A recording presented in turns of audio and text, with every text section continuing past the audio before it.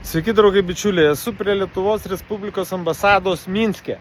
Va, matote, Lietuvos vėliava, istorinė vėliava, nu ir čia už krūmų nelabai matosi Evrosąjūzo vėliava, kuri man visiškai nereikalinga. Va, galiu žiūrėkit, va yra tokia skylutė, va ranką įkišu, jau mano ranka buvo praktiškai Lietuvoje. Ką aš noriu ir kodėl aš čia atvykau?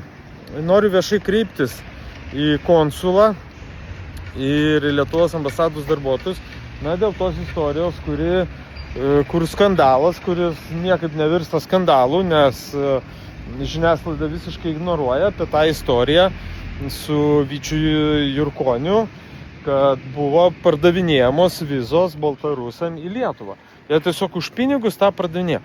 Beje, vieną detalę, už kurią noriu pagirti Lietuvos ambasadą, dėl to, kad pažiūrėkit, nėra Ukrainos vėliavos. Yra tik tai Lietuvos tai istorinė taip vadinama, nors istorijai tokios vėliavos niekada nebuvo, ir Evrosąjūzo. O Ukrainos vėliavos nėra. Paskutinį kartą, kai buvau prie Lietuvos Respublikos ambasados Londone, Anglijoje, na, žinokit, buvo Ukrainos vėliava ir net būdavo sunku suprasti, kokios respublikos čia yra ambasada. Tai va, už šitą pagirimai, bet yra momentas pagrindinis, kaip ir minėjau. Kodėl nesprendžiamas klausimas? Kodėl tai nedomina Delfi? Kodėl tai nedomina 15 minučių? Aš nežinau. Ar man reikia čia tada, aš nežinau, taranuoti kiaurai tus vartus, kalti, kad Delfi parašytų, kad Antanas atvažiavo aiškintis, kame reikalas, kodėl buvo prekiaujama vizom ir kodėl STT nepradeda jokio tyrimo. O gal reikia vis dėlto rašyti generaliniai prokuratūrai? Na, parašykit komentarą. Jeigu ką, kreipsiuosi čia, elektroninį parašą turiu, galima šitą dalyką padaryti. Galų gale patys galit kreiptis. Galų gale mes turim įrankį, kuris dirbtinio intelekto pagalba, net teisininkas virtualus, kuris gali surašyti skundą į prokuratūrą. Dėl viso šito reikalo. Antra dalis viso šito reikalo, kodėl aš esu čia ir kodėl noriu būtent čia įrašyti vaizdo įrašą.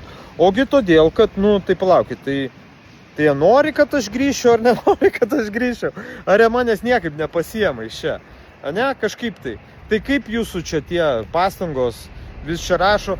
Vieni rašydavo ten tie visokie veikėjai, kad tai tavo vieta kalėjime. Kiti rašė, kad tu išvažiuok iš Lietuvos. Išvažiavau iš Lietuvos, dabar rašo grįžk į kalėjimą. Hebra, apsispręskit jūs galų gale, kaip čia yra. Tai va, tai momentas svarbus.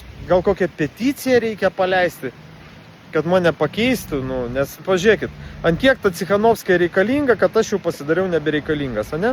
Ir kažkaip tai atkreipė dėmesį, kad tylu yra. Nėra jokios informacijos apie tai, kad dėl mano grąžinimo parašyk tik kreipės ir tylu, vis tik kreipės. Ar taip toliau, ar taip toliau. Kažkaip tai įdomi. Tai va, tai tiek žinių, brangieji, laukime naujienų, gal rimtai kokią peticiją reikia suorganizuoti, ne? Ar pasirašytumėt, tai irgi galit komentarą parašyti. Tai va, Lietuva, aš laukiu, noriu grįžti, davai darykit ką nors. Iki.